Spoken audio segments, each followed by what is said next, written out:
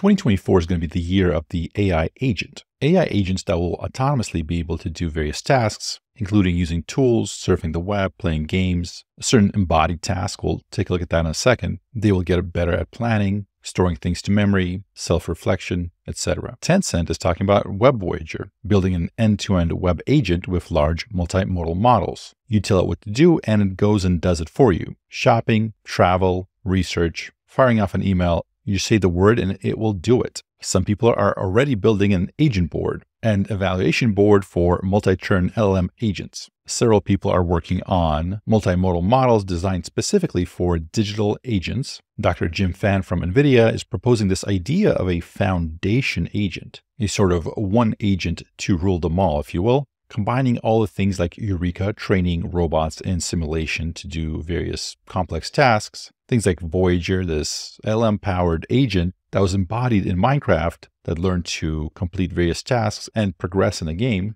but for everything, basically able to generalize across realities, whether that's a video game or the physical world or a simulation, and basically be able to learn whatever skill it needs in whatever form that it takes. Now, you might have heard about the Rabbit R1. This will likely be the first thing that hits, the average consumer and gets them introduced to the idea of agents. AI agents that work on your behalf to execute tasks. These agents learn how to do certain things, whether on your mobile phone or on a desktop, but they don't learn it by remembering where the buttons are and clicking on them. When we look at something like this, even if you didn't speak the language, you can probably figure out what things do what. You can probably figure out what this heart thing does, probably can take a guess at what these buttons do. You get that this is the product in question, and this is the price, stars or reviews, and the X is the close button. By the way, if you're one of those people that puts a fake close icon on your ads so people end up clicking it, thinking that they're going to exit out instead get taken to your website, there's a place for you, and it's right there. It's right there. Whatever's happening there, that's you. Take a quick listen to this clip by Jesse Liu getting interviewed on This Week in Startups by Jason Kalakanakis, who is also on the All In podcast. Here's how he explains his device. The Rabbit R1. You may have seen the demo in viral on X/Twitter. Really cool looking product, a handheld, a pocket AI companion. They've sold over 60,000 of these units already. Over the last 5 days, they've been selling about 10,000 units a day. So anyway, the founder's here. His name is Jesse Liu. Let's take a step back. Let's think about a universal solution. And let's create an AI for a universal solution to whatever the application is. It's an Android app, iOS app, Windows app. How can we build a universal solution? Knowing that language model weren't designed to trigger actions. So we actually use neurosymbolic to basically we actually started working with data labeling companies. We started to collecting based on our own assessment. We actually assembled test groups to have real human interacting with different kinds of software, like Uber, like Spotify, like all the frequent apps. So we started this process about two and a half years ago. We started collecting real human interacting with all kinds of softwares. And we get all those things in video recording. And then we set up a neurosymbolic algorithm, which become today's large action model, that to basically feeding all these clips into the large action model and ask our LAM to read the clips frame by frame. So you would record me using Uber Eats to order my sushi or to order my car. Yeah. You record enough people doing that. Yes. Over time, then the large action model, the LAM, yes, is understanding the pixels on the page. It knows it's an app, and it knows where I'm clicking in the app. So when you have the Rabbit and somebody talks to it and says, hey, order me an Uber Black, and by the time I get home, I would like to have some sushi for a family of 5 ready to go. Give me a range of things, including some rolls and some vegetarian options. It would know how to do that because you've trained it so many times watching hundreds, thousands of interactions in a singular app. The idea is correct. We actually had the entire paper published on the Rabbit Tech/research with the actual behind the scenes stuff. You can go there and take a look at that paper. I'm not going to tell you, you have to play this track and click here and do that. You explore free flow for 10 minutes. And the neurosymbolic algorithm, one of the biggest difference between the traditional RPA, for instance, if you're familiar with RPA, it's like basically you're recording the screen, of course, but you're then deploying an algorithm, a pre-programmed sequence to navigate your mouse, your cursor to the XY location based on the absolute coordination. RPA, you're referring to robotic process automation? Exactly. But neurosymbolic take one step further because we're not recognizing all those elements by absolute coordination of the entire ratio of the screen. We extract and auto-label them and reasoning about elements directly from symbolic method. So that means that it doesn't really matter if a app completely revamped the UI. Because the fundamental philosophy logic is that all these modern software are designed for human eyes to perceive the information, and they have to have a setting somewhere, right? They have to have some symbolic thing and text somewhere and search bar somewhere. So we're in this weird time where computers are moving from sort of the robotic, from just kind of replaying the actions that we tell it to do, and doing it kind of blindly, stupidly, to now doing this neurosymbolic thing where, much like humans, they're able to understand certain symbols and kind of generalize it to be able to use and interact with websites in much the same ways that humans can. It starts out by basically many humans going about and showing it how to do stuff online, on Twitter, on Spotify, on YouTube, on Google, on Amazon, etc. Over time, their actions with the labels get fed into the model as training data, and the model begins kind of generalizing to understand how to navigate certain things. So over time, it starts understanding how to add new songs to playlists, breaking that down into sub-instructions, etc. Now, we've looked at a few different studies on how these agents navigate the web. We've covered GPT-4 and others, and the way they perform right now, how well they perform is, I'm just going to come out and say it, it's bad. It's not reliable. If you ask it to find a product on Amazon and add it to your cart, there might be, a handful of steps it has to complete. The problem is if any of those steps, if it breaks, if it can't figure out how to get past that, basically the whole thing falls apart. It doesn't reach the end. So even if its accuracy at completing each one of the subtasks is 70%, let's say, if there's 6 or 7 subtasks, then the chance of it reaching the end is not that high. It's not enough for us to just let it loose and do everything that we want for us. With that said, let's take a look at 2 things. The first one is AGENTBOARD. So this is evaluating LLMs as general purpose agents. And keep in mind that what Rabbit is doing is something different. So they're calling it the large action model, LAM, whereas here we're looking at LLM. So I'm not sure which way this is going to go. Either we're going to figure out how to do everything with LLMs, or more people are going to adopt the LAM model, the LAM, or some sort of combination of that. We'll see. So here they're basically saying that they're proposing a way to study these agents to try to identify what works, what doesn't. And they're looking at the various sort of capability scores across different areas of what the agent can do: memory, planning, world modeling, self-reflection, grounding, and spatial navigation. So here's a structural overview of the reflex agent, which interacts with the environment and makes the next predictions based on the goal and history. So the user provides the instructions and the goal. Instructions: you are an agent in a virtual science classroom environment tasked to interact with various elements. Here are the commands that you can use: open, close, look around.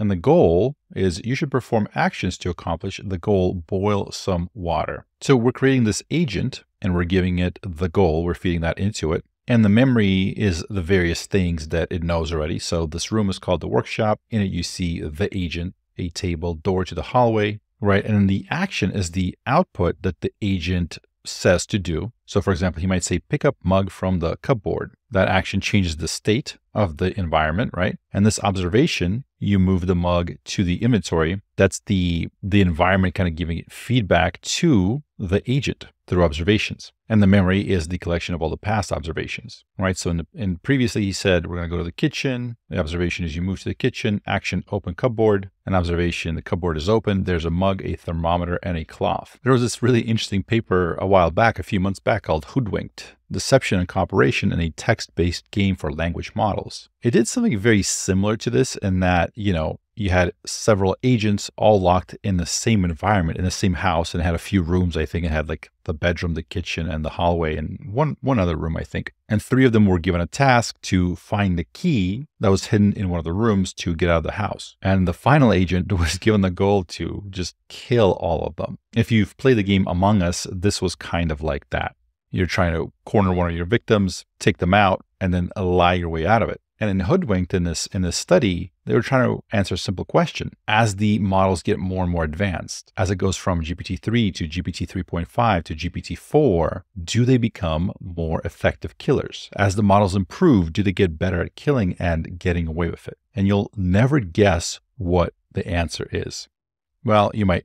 More advanced models are more effective killers. GPT-4 just wipes the floor with all the other models, whether it's one of the innocent people trying to figure out who the killer is, or it's the killer trying to get away with murder. They even have a little place that you can play this game online with all the GPTs running around and see if you can outwit them. You randomly are assigned to be the killer or, the 4 other innocent players, and it's kind of a text-based game. I'll link it in the description below. If you have a few minutes to kill, it's pretty good. It bugs out every once in a while. You got to be a little bit patient, but there's nothing quite like the feeling of being outwitted by GPT-4 because it just lies to your face and you fell for it. The reason I bring this up is because in this paper, so AGENTBOARD, they compare sort of one to the other. They sort of compare all the models sort of one off. So one runs through the task that it's supposed to do and it's given a score. And then the second one goes, etc. So here's an example of, for example, the performance of different LLMs across various tasks,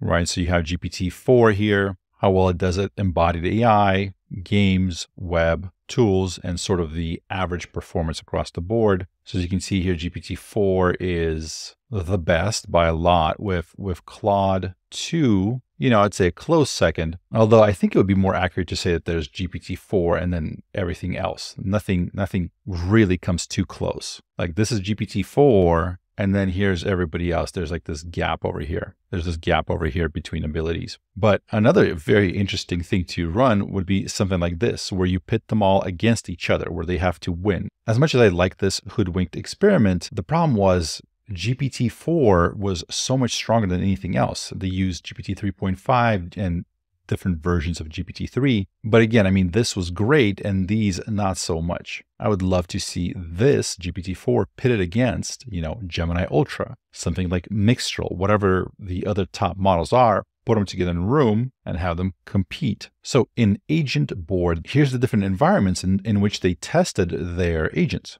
So the first one is ALF World, ALF. These are household tasks that require models to explore rooms and use common sense reasoning to perform tasks, such as put a pencil on the desk. To calculate the progress rate, we define sub-goals based on necessary observations to finish a task and success flag provided by environments. So this is what we saw. So this is probably similar to what we saw here. So it's navigating the house to do, boil the coffee or whatever. So here's ALF. So one of the goals, an example goal is put a clean egg in microwave. And so like actions would be like opening the fridge, to look for the egg and the progress rate.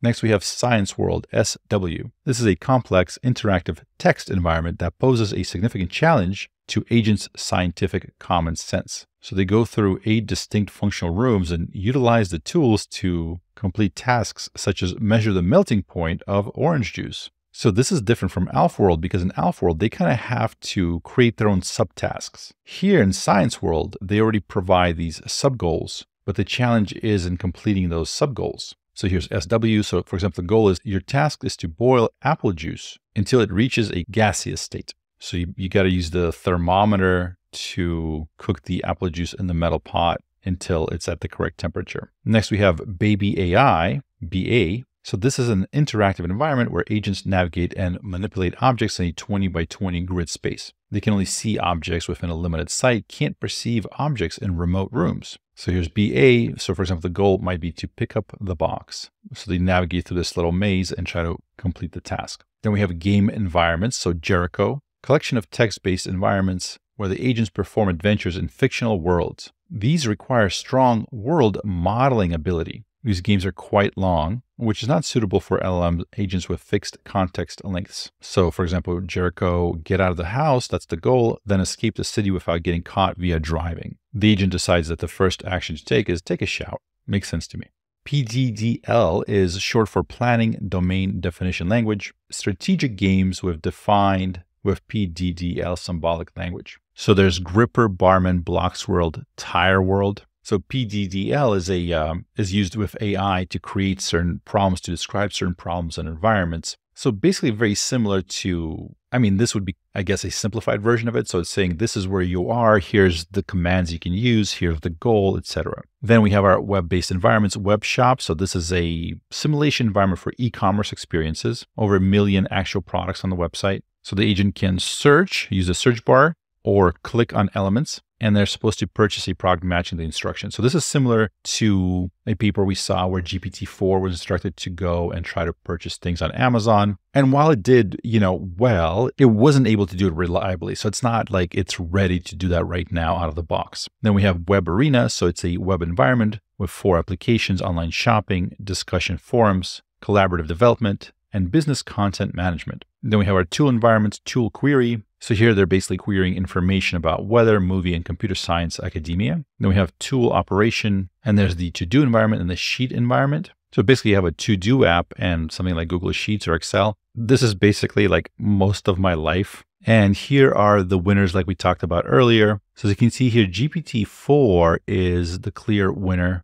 As far as I can tell, it pretty much beats every other model on every one of these individual tasks. I can't see one where it underperforms. And some things that they found is, for example, proprietary models outperform open weight ones. So GPT-4 outperforms other LLMs by a substantial margin, particularly on the categories of games and embodied AI. Surprisingly, GPT-4, so with the GPT 3.5 Turbo with the 16K context window, did not perform better than GPT 3.5 Turbo, suggesting that longer context length does not necessarily provide additional benefits. This could be because the agent struggles to comprehend longer content. So strong code skills help the agent tasks. And here we see the progress rate. So this is what this study sort of pointed out. Instead of just showing the final success rate, it's actually showing step by step the progress rate. Interestingly enough, it looks like a lot of these models, they have certain progress out of the gate, and then kind of a lot of them seem to flatline a little bit. Here, I mean, this top red one is GPT-4, right? It keeps consistent progress, it almost seems like. And Claude 2, interestingly, shows similar progress on these other charts here. But this is the household tasks one. I mean, as you can see, GPT-4 is just much better. I mean, that's a huge, huge difference between it and the next leading models. In the rest of them, Claude seems like it's closer. It's closer to GPT-4. And so here they break it down by category. So we have memory, planning, world modeling, self-reflection, grounding, and spatial navigation. So the blue one is GPT-4, and this one is Claude. So it's pretty uniform there. It doesn't seem to be like one thing that really sticks out. And here are the capability scores of open weight LLM. So I think they use GPT 3.5 Turbo here as sort of a, just to show you where that benchmark is. The next best one is DeepSeek 67B. That's this yellowish one there. And so the subskill analysis, number one is memory. So this measures incorporating long range information in context. We have planning that accesses decomposing complex goals into manageable sub-goals. World modeling, which tests knowledge necessary for task completion. Then retrospection that captures the ability to use environments for feedback. So I think they call it self-reflection here. And then grounding that focuses on competency in generating valid actions. And spatial navigation, which represents efficiency in moving to a target location. And this other paper, WEBVOYAGER by Tencent. So they're claiming here that WEBVOYAGER achieves a 55.7 task success rate, significantly surpassing the performance of both GPT-4 with all tools and WEBVOYAGER that's text only. So here the user asks a question or gives a command. The AI agent, thinks about what he should do. He's got a list of actions, aka the available websites that he can visit and use. Once he gets there, he observes the thing that he needs. So if he, for example, searches for something, he observes the answer and then returns the answer to the user saying, here's the answer, here's I completed the task, etc. So for example, if the user asks, find the cost of a 2-year protection for PS4 and Amazon, the agent interacts with the Amazon website, locates the PS4, identifies the 2-year protection price, and returns $30.99 to the user. So they're testing it on all recipes, Amazon, Apple, Archive, GitHub, Booking, ESPN, and Coursera, and then all these other sites as well. And so here they're saying that, so it seems like WEBVOYAGER is performing much better than GPT-4 across the task that it's given. So this is the WEBVOYAGER result. whereas this is the GPT-4 with vision result. So all that is to say this, just like we have the chatbot arena where people from all over the world can test various chatbots against each other and rank them in terms of how well they answer their questions, very soon we will likely have something similar to rank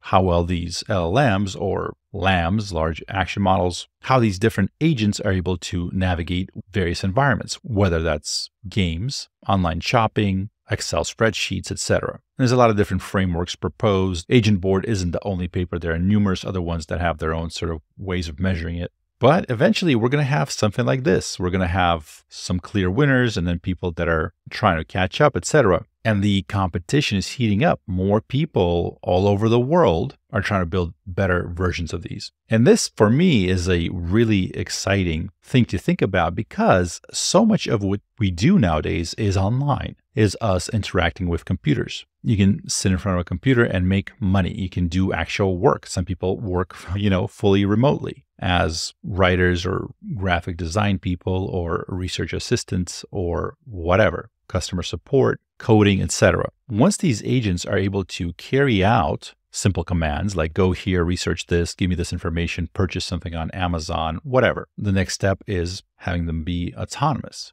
Give them high-level goals that they break down into subtasks and they carry it out. This is coming soon, and I feel like we're going to see the initial impact this year, 2024. And there's a lot of questions to be answered. How does it affect jobs and the economy? How does it affect online ads? If most of the interaction with various web pages is done through these agents, if an ad is shown and there's no human around to see it, was that ad shown? Did it get an impression? How will companies that rely on advertising revenue, how will they deal with that? What happens if a person gets 1 million autonomous agents to do their bidding for them? Sam Altman recently said, is there a word for feeling nostalgic for the time period you're living through at the time you're living it? So I'm not sure what the world's going to look like, but it does feel like we're leaving whatever era we were living in and entering a new one. Let me leave you off with this clip by Sam Altman that, to me at least, gave me quite a bit to think about. If he is right, and if we will indeed see this in the next, let's say, 5 to 10 years, ask yourself, what happens? How does the world change? Stay tuned for the clip. My name is Wes Roth, and thank you for watching.